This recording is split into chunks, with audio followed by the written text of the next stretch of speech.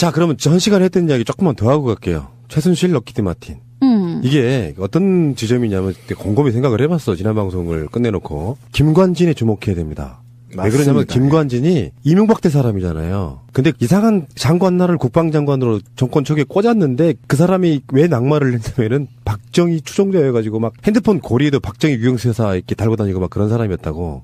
그래서 김관진이 다시 유임을 하다가 결국에는 청와대로 꽂혀요. 그래서 국가안보실장이 되는 거예요. 그게 김관진이란 말이에요. 이명박 정부 때부터 박근혜 정부를 통틀어서 요직에 앉아있는 사람 몇 안 되는 굉장히 독특한 유형의 인물이란 말이야. 근데 최근 나온 안민석 의원의 폭로 속에 실명을 밝히지 않지 럭키드 마틴 장학생으로 미국에서 2년간 주고도 했고요. 이런 관점. 2013년에 방위사업추진위원회에서 F-35A 40대를 결정한 게 그 당시에 방추위원장이던 김관진 국방부 장관입니다. 그렇죠. 그러니까 김관진을 자르지 못했던 이유가 저는 있었다라고 봐요. 그러니까 이게 박근혜 정부 들어와서 김관진 자체가 록히드 마틴과 기본적으로 연관이 있는 일종의 숨어있는 로비스트였다고 저는 보거든요. 아니, 그리고 우리가 로비스트 하면 제일 잘 알고 있는 사람이 린다김이잖아요. 근데 린다김이 지금 필로폰 투약 혐의로 지금 또 홍성 교도소에 계세요. 그렇죠. 그리고 린다김과 최순실 또는 린다김과 박근혜가 만났을 가능성에 대한 이야기가 꽤 좀 얘기가 되고 있잖아요. 그리고 왜 이 시점에 필로폰으로 말았는지 뭐 어쨌는지 혹은 가까이 뭐 먹을 가까이 가다 보면 검어지는지 뭐 그건 모르겠으나 실제로 필로폰을 해서 그런 건지 아니면 뭔가 차단을 시키기 위해서 그런 건지는 모르겠으나 어쨌든 여기에서 잊혀지지 않는 이름 린다김도 여기 하나 들어있다는 거. 그러니까 최순실이 록히드 마틴 회장을 만난 것도 그렇지만 최근에 일어나고 있는 일을 자세히 한번 보세요. 박근혜 정부가 이 모양 이 꼴인데도 추진하는 게 몇 가지가 있었어. 사드, 다음에 국정교과서 문제에 연결돼 있고요. 그 다음에 한일 군사정보협정. 이렇게 추진하는 것들이 사실 알고 보면 미국 무기도 있고 다 밀접한 연관이 있는 것들이야. 그러면 이 사람들이 뭐 자잘한 여러 가지 비리가 있지만 최소한 선수금은 받았을 가능성이 높아요. 그러니까 박근혜 정부가 완전히 무너지기 전에 빨리 해결해야 될 문제. 돈을 받았기 때문에. 상대가 있는 거고 또. 그런 합리적인 의혹을 제기할 수가 있는 거잖아요. 근데 그게 지금 밝혀지고 있는데, 그러니까 사드나 일본 위안부 협상이나 일본 군사정보 협정이나 그다음에 역사 교과서의 결정 과정이 비슷해요. 매우 졸속적이고 신속하게 이루어진다는 겁니다. 국가정책은요, 이렇게 지방자치단체의 작은 정책 하나도요, 중장기 계획을 수립해요. 그래서 이게 위원회를 통해서 타당성이 있는지 여부를 종합적으로 분석한 다음에 이 예산을 다음 해년도에 예산을 편성하고 이걸 결정하게 된단 말이에요. 그리고 이것과 관련한 모든 위원회가 있단 말이에요. 그런데 긴급하게 사드도 결정이 되고요. 국정교과서도 긴급하게 결정되고 한일 위안부 협상도 순식간에 이루어지는 이유는 최순실 방식이란 말이에요. 그렇죠.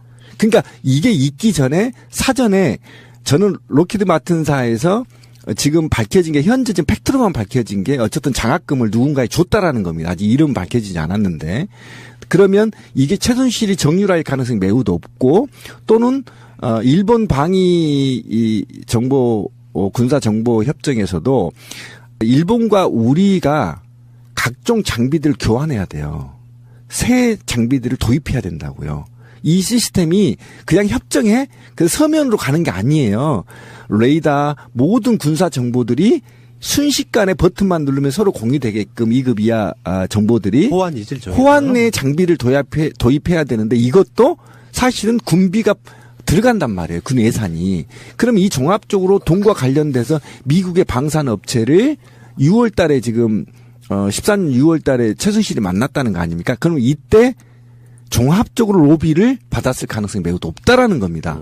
그래서 이게 이것과 관련해서 1차적으로 교과서와 일본 군사정보, 한일 군사정보 교환과 사드가 하나의 세트로 움직였다라는 것입니다. 계약금 받은 일은 바로 그거예요. 마무리를 져주고 끝나야 된다는 차원에서 지금 급하게 서두르고 있는 거라는 얘기잖아요. 근데 그 세 가지가 다 이루어지고 있는 거잖아요. 그러니까 그것만 이루어지고 있는 거야. 예, 그런 겁니다. 딴 게 다 마비돼도 그거는 기필코 해야 된다라는 것이고 그리고 이번에 지금 안민석 의원 말은 정유라의 우리가 주목을 해야 된다. 이제 이 이야기를 하면서 세월호 7시간과도 관련이 있을 수 있다. 그 얘기를 한 거잖아요. 왜냐하면 바로 그 다음 날 세월호 사건 일어나고 바로 그 다음 날에도 박근혜가 그랬다는 거잖아. 이거 승마 이거 빨리 해결하라고 그 얘기를 했다는 거잖아요.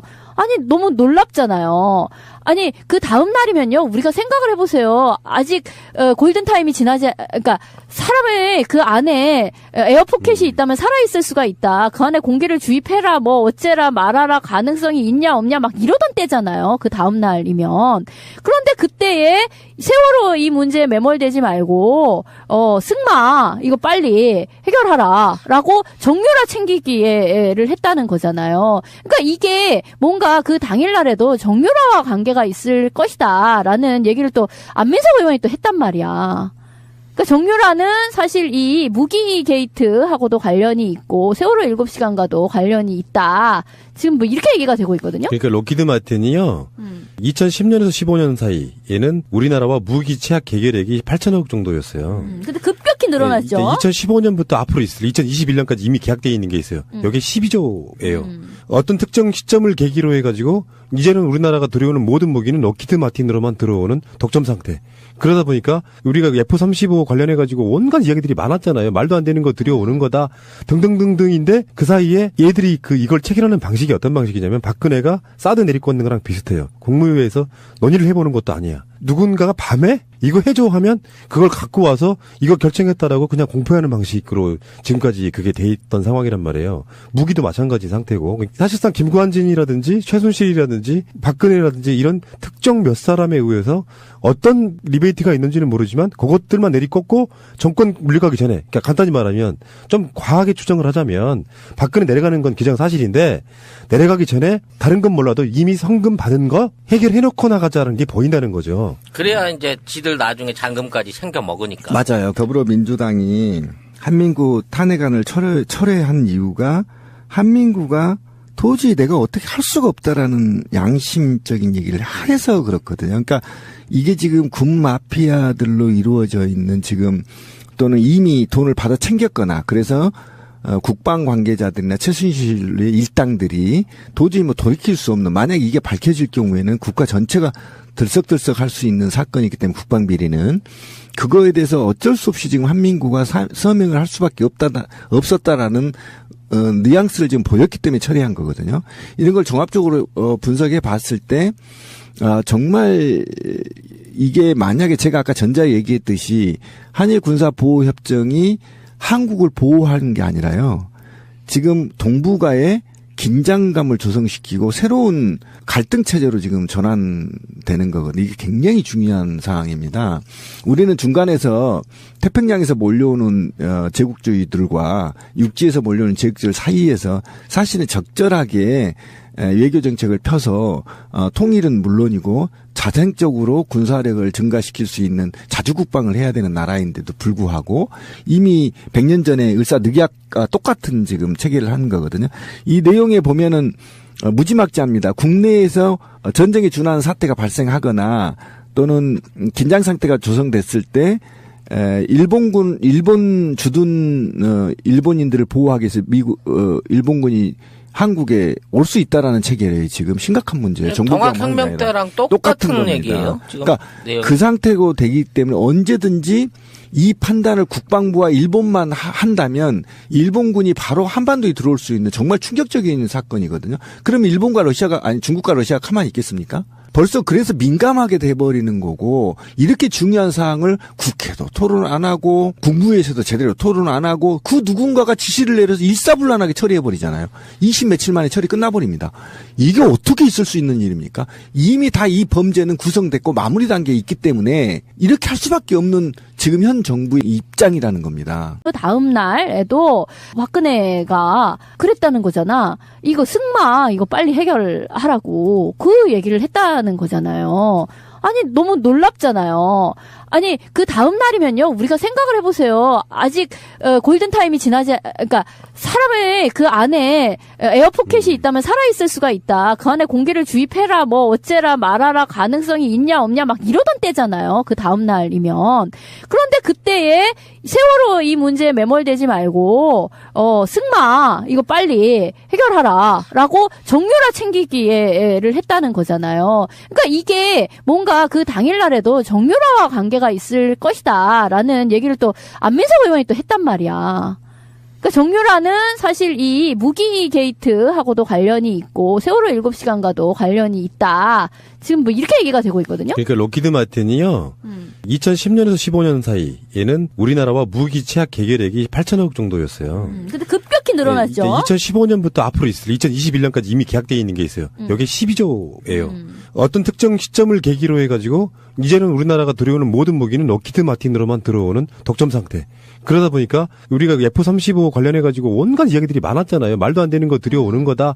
등등등등인데 그 사이에 얘들이 이걸 체결하는 방식이 어떤 방식이냐면 박근혜가 사드 내리꽂는 거랑 비슷해요. 국무회의에서 논의를 해보는 것도 아니야. 누군가가 밤에 이거 해줘 하면 그걸 갖고 와서 이거 결정했다라고 그냥 공표하는 방식으로 지금까지 그게 돼 있던 상황이란 말이에요. 무기도 마찬가지 상태고 사실상 김관진이라든지 모르겠으나 실제로 필로핀을 해서 그런 건지 아니면 뭔가 차단을 시키기 위해서 그런 건지는 모르겠으나 어쨌든 여기에서 잊혀지지 않는 이름 린다김도 여기 하나 들어있다는 거. 그러니까 최순실이 로키드 마틴 회장을 만난 것도 그렇지만 최근에 일어나고 있는 일 자세히 한번 보세요. 박근혜 정부가 이 모양 이 꼴인데도 추진하는 게 몇 가지가 있었어. 사드, 다음에 국정교과서 문제에 연결돼 있고요.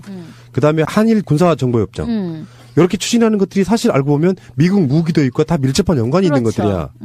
그러면 이 사람들이 뭐 자잘한 여러 가지 비리가 있지만 최소한 선수금은 받았을 가능성이 높아요.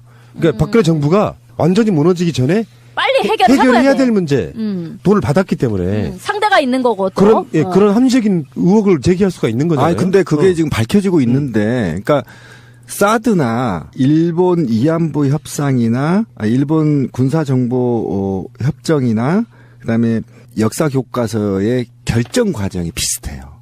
매우 졸속적이고 신속하게 이루어진다는 겁니다.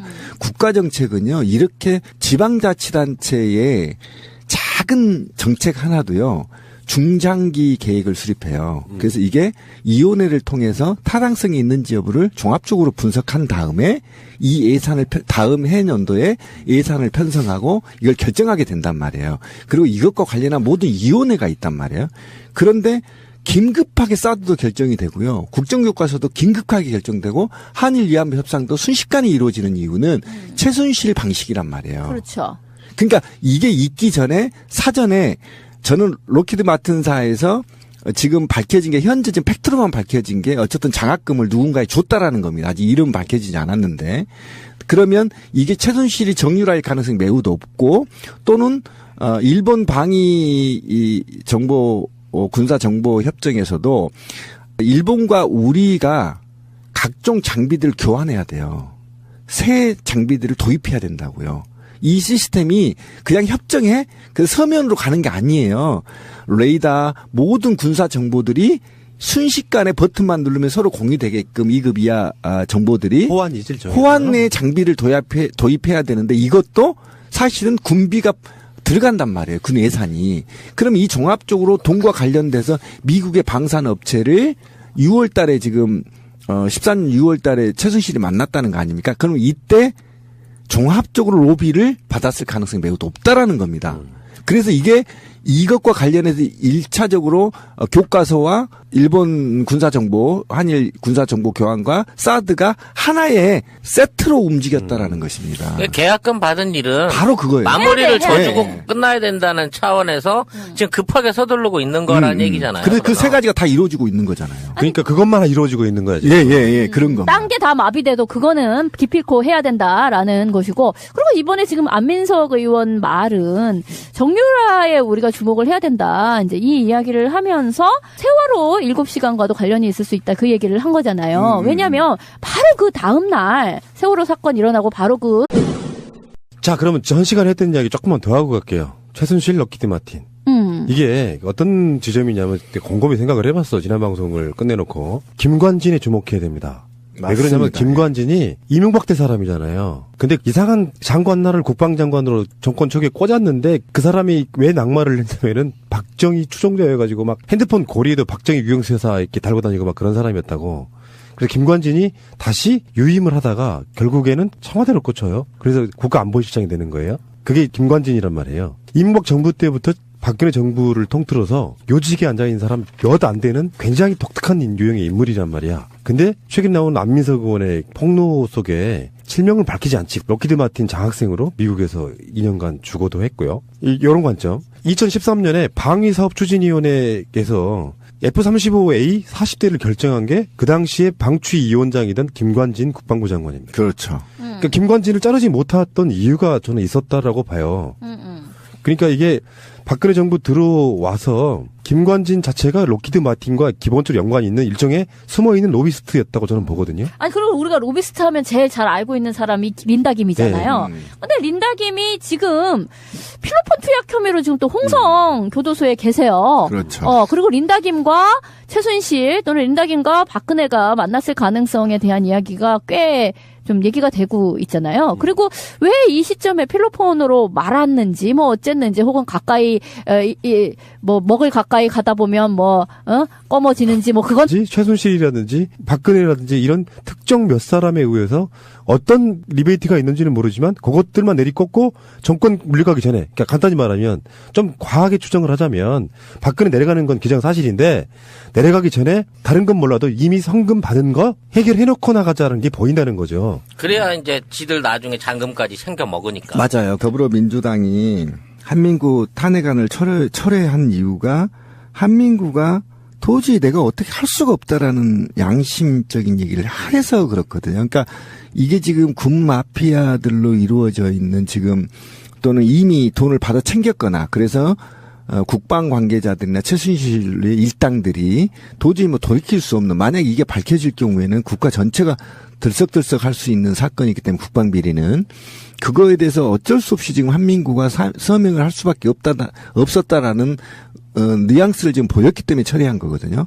이런 걸 종합적으로 분석해 봤을 때 정말 이게 만약에 제가 아까 전자 얘기했듯이 한일 군사 보호 협정이 한국을 보호하는 게 아니라요. 지금 동북아에 긴장감을 조성시키고 새로운 갈등 체제로 지금 전환되는 거거든요. 이게 굉장히 중요한 상황입니다. 우리는 중간에서 태평양에서 몰려오는 제국주의들과 육지에서 몰려오는 제국주의들 사이에서 사실은 적절하게 외교 정책을 펴서 통일은 물론이고 자생적으로 군사력을 증가시킬 수 있는 자주국방을 해야 되는 나라에